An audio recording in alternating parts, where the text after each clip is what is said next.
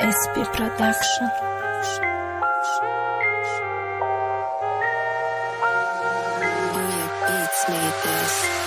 امشب با تو مهمانم، فردا به تو مهمانم.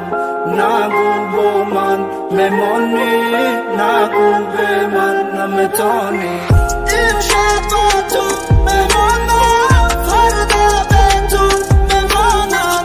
نگو با من مهمانی، نگو به من نمیتانی. وقت تو ای ما رفتی تلتا ورو بیت کدی، ای پس توب کت خطوی مرا او دلیت کدی. فکر کردی زور میشم برم تره گفتنی، هیچ کرم مجبوری نمیقپم دا زندگی. تمسکه یو بدور هر روز چند قب بگی، روزونکی چه خبی گپوتا دا شب میگی.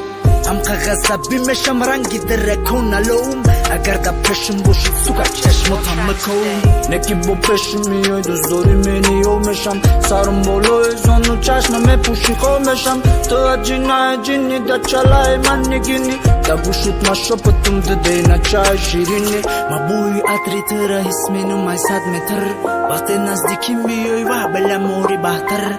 تو شوخی های مرا میبرداشتی دینا چم، بچم موچتای مورف بلا مرتا کوچی بچم.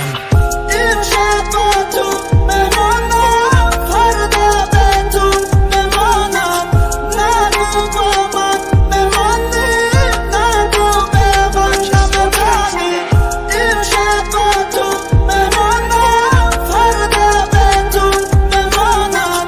نگو با من مهمانی، نگو به من نمیتانی. دلی من درد میکرد دا وقتوی پتزنیم، عروسم های ما رفتک دا وقتوی بزنیم. ای تقدیری ظلمم چه باید قم بزنیم، ما رنگی ترمیناتر تا دیگر نمشکنیم.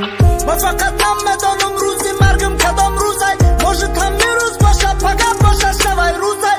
اگر که ندانستم میششتم خنده کده، خیریت که من میرم نمیخوام دنیا نمرده. ای همسری ظلمم تو پیستلتی بتیری، گیره گردن او کشه تو استه مگیری. و قرون نفسو از بردی خطت نکرده، اخیر با مکشی شبا مگی باره نمرده.